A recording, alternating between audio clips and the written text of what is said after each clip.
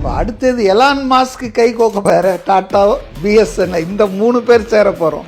இப்போ இந்த கட்டண உயர்வு எங்களுக்கு ஒரு மிகப்பெரிய நம்பிக்கையும் தெம்பையும் கொடுத்துருக்கு.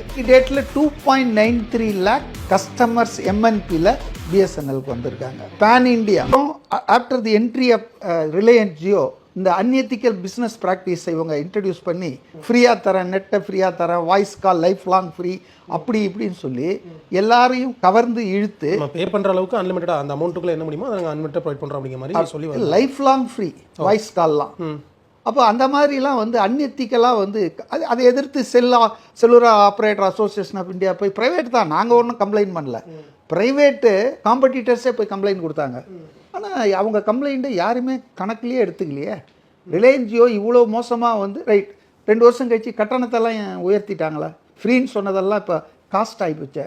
இன்றைக்கி யாராவது கேட்குறாங்களா? இப்படி சொல்லி 48 கோடி எப்படி வந்தாங்க சடனாக 2-4 வருஷத்தில் எப்படி இவ்வளோ பேர் வந்தாங்க?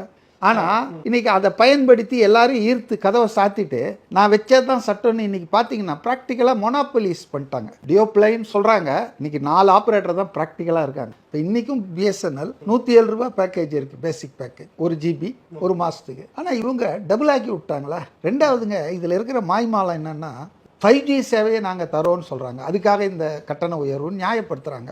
ஆனால் இவங்க எல்லாருக்கும் அந்த கட்டண உயர்வு அமுல்படுத்துகிறாங்க. இவங்க எல்லாருக்கும் 5G கொடுக்குறாங்களான்னா கிடையாது, ஒரு குறிப்பிட்ட லெவல் மேலே இருக்கிற பணம் செலுத்துகிற பயனீட்டாளர்களுக்கு. ஆனால் கட்டண உயர்வு எல்லாருக்கும் 48 கோடி 49 கோடி பேருக்கும் கொடுக்குறாங்கன்போது இதில் எந்த விதமான நியாயமும் இல்லை. நீங்கள் சாதாரண பட்டன் ஃபோன் யூஸ் பண்ணுறவனுக்கு எல்லாருக்குமே நீங்கள் இதை பண்ணிங்கன்னா நியாயமே இல்லையா? ரெண்டாவது இன்ஃப்ராஸ்ட்ரக்சர் டெவலப்மெண்ட்டுக்கு இவ்வளோ பணம் தேவையா?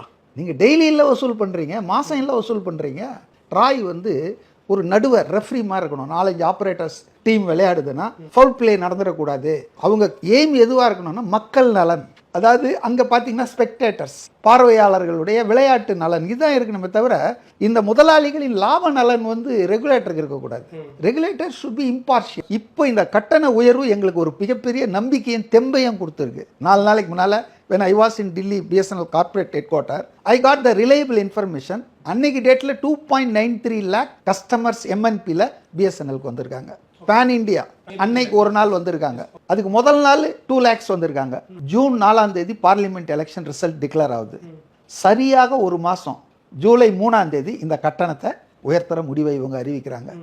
ஜூலை 4ஆம் தேதியிலேருந்து மக்கள் கொதித்தெழுறாங்க. இது யாரும் தூண்டி விட்டது இல்லை, அதாவது வந்து ஸ்பான்டேனியஸாக ஹேஷ்டாக் கிரியேட் பண்ணுறாங்க, கேம்பெயின் இந்த மாதிரி பிஎஸ்என்எல்க்கு மாறுவோம், இது ரொம்ப அநியாயம் அக்கிரமம்னு சொல்லிட்டு. அப்போது லட்சக்கணக்கில் டெய்லி பேசிஸில் 2 வழியில் வந்தாங்க பிஎஸ்என்எல். ஆமாம், ஒன்று எம்என்பி வழி, ஏன்னா இப்போ எம்என்பி இருக்குது, I can safeguard my number. அதாவது கேரளாவில் மட்டும் எனக்கு கிடைச்ச தகவல், it has to be verified, 25 lakh new people add ஆகியிருக்காங்க through 2 routes, MNP route, direct route. அப்போ நீங்கள் யோசிச்சு பாருங்கள், கேரளாவில் மட்டும் 25 lakhs on an average 3 lakhs daily வருதுன்னா we have crossed already 1 crore new customers. இது எங்களுக்கு வந்து புதிய நம்பிக்கையை கொடுக்குது.